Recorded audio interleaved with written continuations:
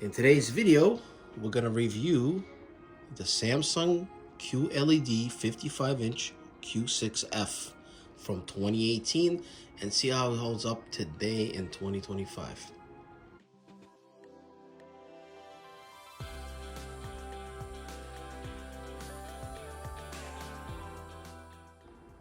As you could see, this TV still looks great and the build quality is excellent, as it has this all aluminum frame. Beautiful. And still holds up in 2025. And that's what we're gonna do here today. Since I'm finally ready to give this TV up, as I have recently upgraded, I wanted to show everyone how well this thing still performs in 2025. Specifically in the game performance, as this TV has quite a bit of options.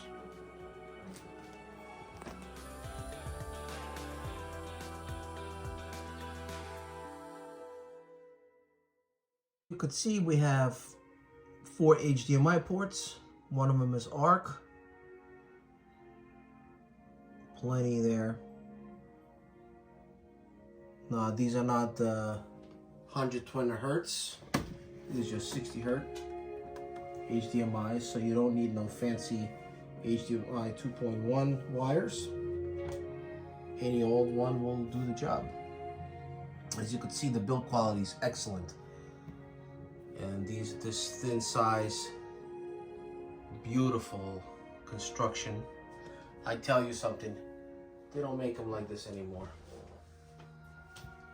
And again, this beautiful aluminum frame gives it a really premium look, even though this is an entry-level QLED, pretty much the cheapest one that you could buy in 2018, the Q6. But as I mentioned before, it has quite a bit of options, and I'm going to show you that in this video. We're going to do some tweaks, and we're going to test out some games and see how great they look. Alright, as I mentioned in this video, I'm going to be testing it out with my gaming PC here and show you the performance of this TV and the quality, and that it's still quite relevant in 2025. It could be a great solution to use this as your monitor slash TV. And one of the more important settings here is how to enable the HDR option on this TV to go with your computer. Now, number one, any of the 4 USBs you could use will work with your PC. You don't need no fancy 2.1, just your standard regular HDMI cable. And here, let me show you just what I have here. First, I'm gonna show you the display resolution, which is the 4K. And currently, we don't have the HDR option here at all. And if you click here, it'll show you that this display does not support HDR video or use and stuff like that. So what you have to do is basically go to your menu and go to your settings.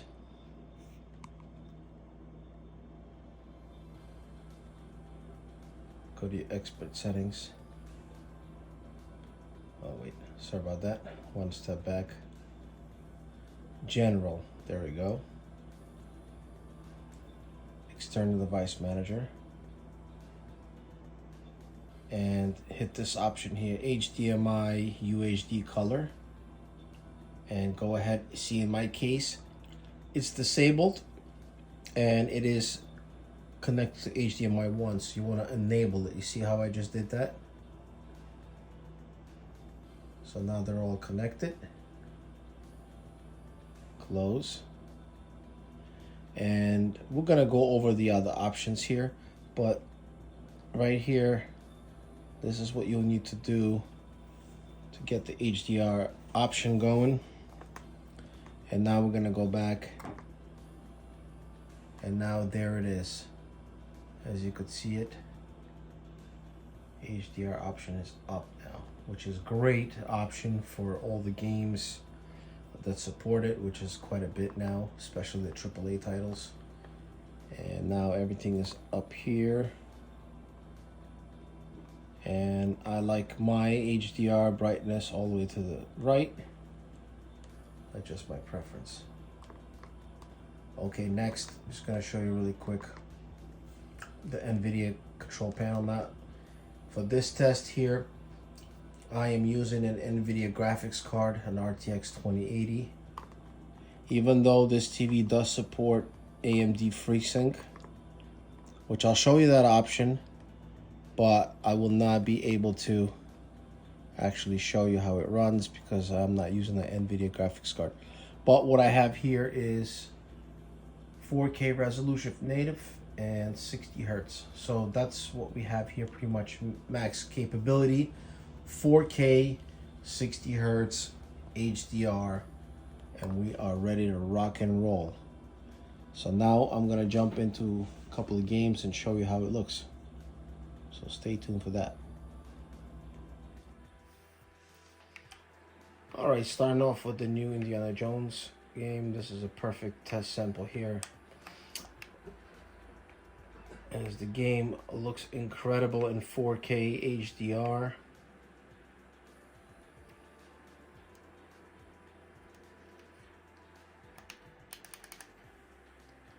We have native resolution, HDR enabled, low to medium settings, and no upscaling. Somewhat playable, in case you guys wanted to know, with an older graphics card here, an RTX 2080. Now overall, the picture looks fantastic. Now if you're not gonna get those dark the perfect blacks like you would with a OLED, especially in between the scenes, but nevertheless, when it comes to gaming like this, it really looks great. All right, now here we have a great sample, Spider-Man Remastered. Beautiful looking game, especially on this TV. Once again, we have everything set up here. We have ray tracing, we have 4K native, and I believe high settings. It's not fully maxed out. As you can see, the frame rates are low here, even with a card like this. But nevertheless, it is playable, and it's just simply beautiful. The HDR here is fantastic.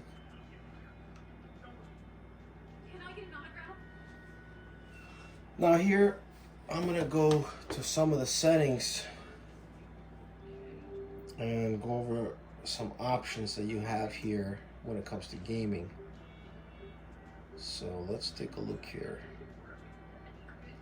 Right now I'm in standard mode picture, but we also have dynamic to give it a little more brightness. But standard is good. And again, you play around with your settings to get the right coloring that you want, but I like this color here to give it a nice deeper look. And then if we go to expert settings, we got a bunch of stuff here that you can play around with.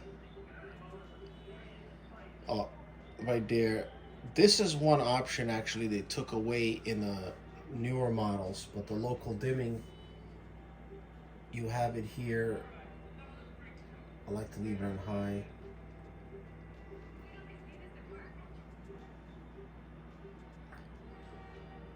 Also, we got the gamma option. And of course, it all depends on what are the different formats you're using of the playback, and a lot of these other options will be open for you. Right now we have this one here only locked. All right, now let's go to other ones here, and let me show you this other option, which is the game mode settings. Here it is. You could turn it on, and it gives you right away. You change the sound a little bit louder, and it's better for gaming. Like it says, it optimizes your performance for flickering and more smooth playing. And we have other options, which is the FreeSync, but the FreeSync I cannot use here, even though the option is available, but you need an AMD card, just like it says. So again, for 2018, this TV has lots of settings, and we could also play around with other things like blur reduction and jitter reduction and things like that. HDMI black levels, we have auto, low, and normal. So normal is definitely not going to be the one you want to use, as it kind of started to look washed out.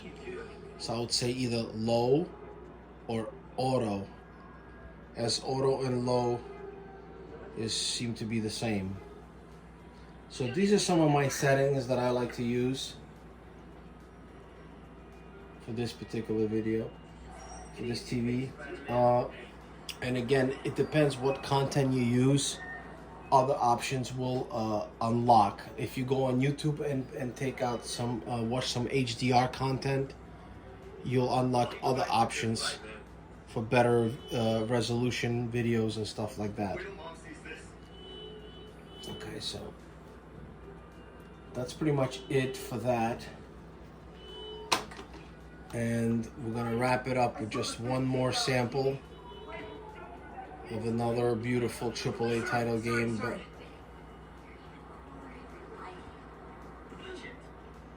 there you go. In here you can just go ahead, just turn it off. We're gonna do voiceover later anyways. Oop. Oh. Excuse me. There you go. Alright, so we're gonna wrap it up now here with Cyberpunk. Once again, I am using the 4K resolution and HDR10 option on medium settings, just to be barely playable. I'm not going to use any of the ray tracing or the DLSS upscaling stuff.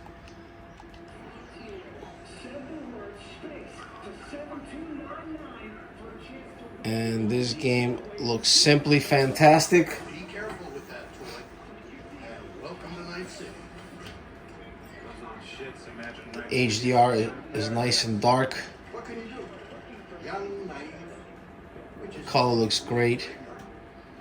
And this is definitely a good option to have on a budget.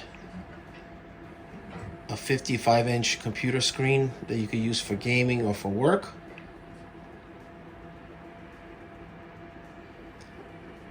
No need to spend all that extra money. And for a 7-year-old TV, it still competes with a lot of the brand new entry-level QLEDs. And in some ways, I prefer to have this one because of all the options.